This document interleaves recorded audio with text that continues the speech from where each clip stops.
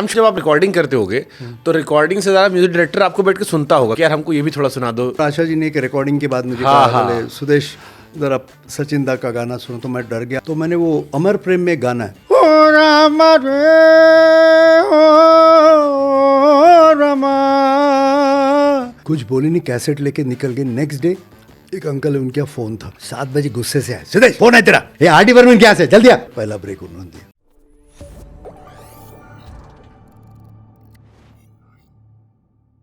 I am sure आपको जब आप रिकॉर्डिंग करते होगे तो रिकॉर्डिंग से ज़्यादा म्यूजिक डायरेक्टर आपको बैठ के सुनता होगा कि यार हमको ये भी थोड़ा सुना दो। हाँ। जो नहीं रहे या जिनके बारे में बातें हो रही होगी। एंड आई एम श्योर ये गाने के अलावा आप बहुत समय देते होगे स्टूडियो में इन चीज़ों में।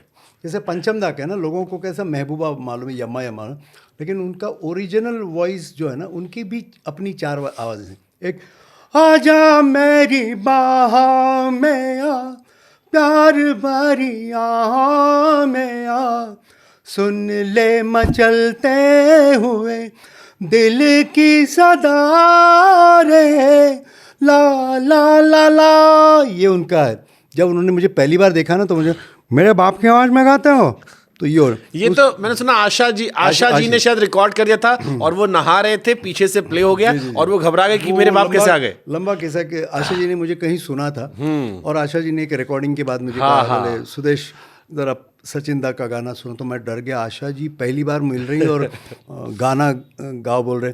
तो मैंने, अच्छा कोई म्यूजिशियन नहीं साथ में, कुछ नहीं, कोई है नहीं, तो मैंने आँख बंद कर ली, मतलब घबरा के ना, आशा भोसले आपको बोल रही गाना गाओ।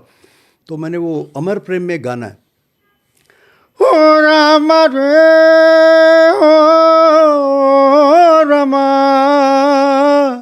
डोली में बिछाई के कार, लाए मोरे सजना के द्वार, हो बीते दिन खुशियों के चार, देखे दुख मन को हजार, हो डोली में बिछाई के कार। तो ये 2 अंतरे मैंने ना आँख बंद के इस गारंटी के साथ कि अभी मैंने गोल मारे और मुझे गालियाँ पड़ेंगी, और मैंने जैसे गाना ख़त्म हुआ 2 अंतरे गाए मैंने कैसे वैसे, और आँख खोली तो आशा जी ऐसी बैठी हैं, और जैसे मैंने गाना खत्म हाथ हटाए, दोनों आँखों से आंसू बहे, और मुझे बोले, मुझे लगा दादा गा रहे हैं सामने। एक्चुअली वो इमोशनल लगा। मुझे ज़रा फिर एक बार गाओगे? मतलब क्यों? बोले ज़रा रिकॉर्ड कर लो। फिर गाया, फिर बोले एक लाइन हेमंत दा की करो, फिर हेमंत, फिर 2 लाइनें संजीव कुमार की करो। तो मैं खुल गया, तो मतलब हाँ इन्होंने मुझे ध्यान से सुना। फिर अमिताभ बच्चन करो, और कुछ बोली नहीं, कैसेट लेके निकल गए। नेक्स्ट डे 7 बजे मैं 2nd फ्लोर पे रहता था, और हमारे सामने वाली बिल्डिंग में ग्राउंड फ्लोर पे एक अंकल है, उनके फ़ोन था। 7 बजे गुस्से से आए, सुदेश फ़ोन है तेरा। तो मैं अपना फटाफट शर्ट पर बांधते हुए उतरते, वो भाग रहे उनके पीछे में कि ये आर डी बर्मन क्या से, जल्दी आ। मतलब उनकी नींद खराब हो गई थी ना, मतलब बेवकूफ़, आर डी बर्मन क्या से फ़ोन है। बोले पंचम दा ने पासपोर्ट लेके 10 बजे बुलाया।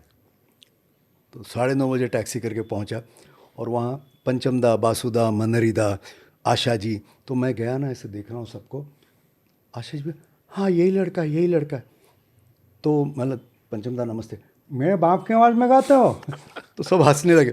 तो उन्होंने बताया कि पंचम दा नहा रहे थे और मेरा वॉइस विदाउट म्यूज़िक उन्होंने बाहर प्ले किया। तो बोले मेरे पिताजी को गुजरे हुए बहुत साल हुए थे, मैंने भी सोचा कि पिताजी बाथरूम के बाहर खड़े होके गा रहे हैं, और बोले उनके जब दांत निकाले थे ना, उसमें से एक सीटी निकलती थी उनकी। बोले तुमने वो एग्जैक्टली पकड़ ली। तो मतलब ये कौन है? अभी 10 दिन बाद हम लोग हांगकांग जा रहे हैं, इसको ले जाएंगे। और वहाँ मैंने किशोर दा, राजकुमार, सब किया, वो बहुत रिस्पॉन्स मिला। और जब मैंने सुन मेरे बंधु रहेगा, तो पंचम दा दौड़ के आए विंग्स में से, एकदम जबकि लगा के एकदम इमोशनल हो गए। और आने के बाद पहला ब्रेक उन्होंने दिया। ये जो हम जिस चीज़ को हम कह रहे थे ना कि हमारी पहचान छिपा रहा है, पहचान भी उसी ने दी। बिल्कुल बिल्कुल। तो वही मैंने अभी सोचा, मैं नक्काल हूँ। कितने सिंगर होंगे, कितने सिंगर को आर डी बर्मन ने गले लगाया होगा?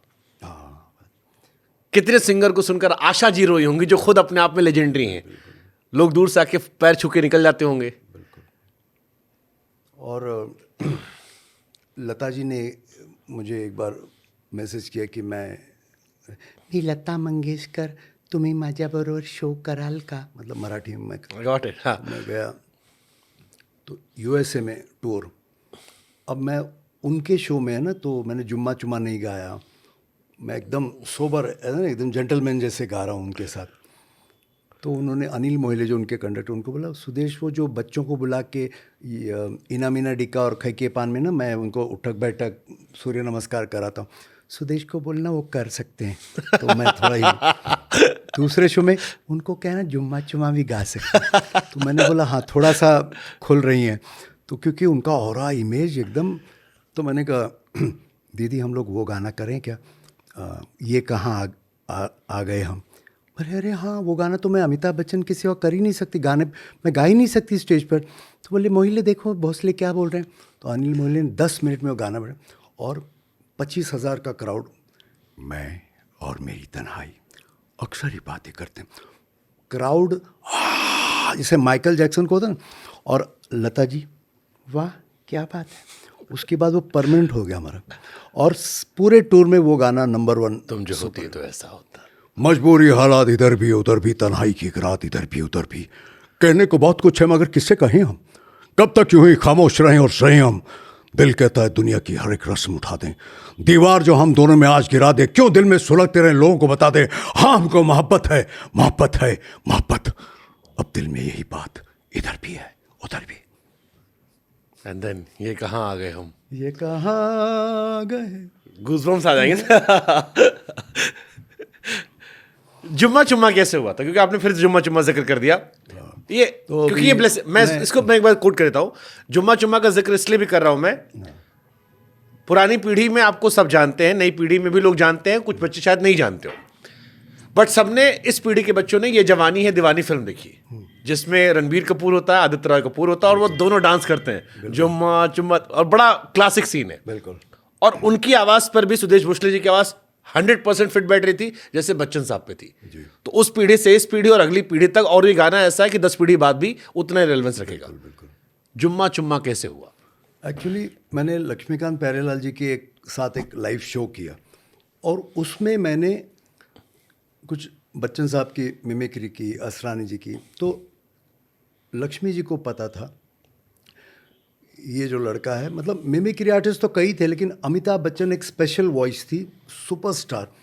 ये नकल एग्जैक्टली करने वाला, जैसे इधर पिन ड्रॉप साइलेंस हो जाता था, तो तुम्हारे घर में तुम्हारा, और यही आप बड़े साउंड पे सुने तो मुझे कुछ करना ही नहीं पड़ता. ये मैं और मेरी तन्हाई अगर आप स्पीकर पे सुनेंगे तो मुझे खुद यकीन नहीं होता कि इतना क्लोज हो सकता. तो एनीवे लक्ष्मीकांत प्यारेलाल, बप्पी दा, कल्याण जी, मैं जब भी हम लोग ना 80s में ऐसा दौर था, ऑर्केस्ट्रा सबसे बड़ा एंटरटेनिंग माध्यम था. तो हम लोग 20, 25, 35 शोज़ करते थे एक महीने में, दिन में 5-5 शो लगातार. तो जब भी मुझे मौका मिलता था, फ्री होता, तो मैं लक्ष्मीकांत प्यारेलाल जी, कल्याण जी कि मैं सिंगर हूँ, कभी मुझे मौका दीजिए. तो लक्ष्मी जी मुझे बोलते तू आर्टेड है. अच्छा, उसमें मेरा सबसे प्लस पॉइंट क्या हुआ, कोई भी सिंगर जाता ना तो उसको पहले 5-10 बार तो दरबानी बाहर भगा देता, अरे कोई. लेकिन मेरा ये प्लस पॉइंट हुआ क्योंकि मैंने 80s के जितने टॉप थे, जितेंद्र जी, श्रीदेवी जी, जयाप्रदा जी, अमजद भाई, असरानी, सबके साथ मैंने टूर्स किए थे. और एंकर और मिमिक्री आर्टिस्ट में तो मैं कभी कभी तो एक्टर से भी ज़्यादा तालियां मुझे मिलती थी और बहुत प्यार करते थे मुझे सब लोग. तो मैं लक्ष्मीकांत जी के यहाँ गया, वॉचमैन ने बोला, मतलब लक्ष्मी जी को, सुदेश भोसले, अरे बोला उस कल जीतू जी बहुत तारीफ़ कर रहे थे. बपीदा के यहाँ गया, अरे कल असरानी जी बहुत तारीफ़ कर, बुला उसको. तो लक्ष्मी जी को मालूम था कि मैं, और एक दिन अचानक उन्होंने मुझे बुला लिया महबूब स्टूडियो में कि आज गाना करना है. अच्छा, कुछ मालूम नहीं कौन सा गाना. इससे पहले आप गाने गाते थे? हाँ, मतलब पंचमदा के यहाँ गा चुका था, पंचमदा आशा जी के साथ शो कर रहा था, और रेगुलर में स्टेज पे 7-8 वॉइसेस में गाता था, पर प्लेबैक नहीं. पंचमदा के 1-2 किए थे. तो मैं गया वहाँ पे, देखा कि 50-60 म्यूजिशियंस, लक्ष्मी जी मुझसे गाना लिखवा रहे, और देखा कि उम्र हुई वे अपने शशि कपूर साहब, तो मुझे एक गाना लिखवाया और गाना था या अली मेरा नाम है अली, रहता हूँ मैं कहाँ मस्जिद वाली गली। तो मैंने लिखा, गाना याद किया, तो मैंने कहा लक्ष्मी जी, अच्छा लक्ष्मीकांत प्यारेलाल का गाना ना, तो बोले लक्ष्मी जी क्या है, मतलब ये गाना आप अमिताभ बच्चन के लिए गा रहे हो? अरे तेरी, और फिल्म का नाम है अजूबा। अच्छा, पहला ही गाना अमिताभ बच्चन, तो डर गया। और ये सामने जो बैठे हैं इनका नाम है शशि कपूर। मैंने सर ऑफकोर्स जानता हूँ। तो लक्ष्मी जी ने शशि जी से बोला ये लड़का है, ये अमित जी की बहुत अच्छी साउंड बनाता है। तो शशि बोले सुनाइए। तो मैंने वो जो कागज़ था ना लिरिक्स का, याली मेरा नाम है अली, रहता हूँ मैं कहाँ मस्जिद वाली गली। शशि बोले लक्ष्मी जी परसों वाला गाना अमित जी से नहीं, इन्हीं से कराएंगे। ऐसा हो गया।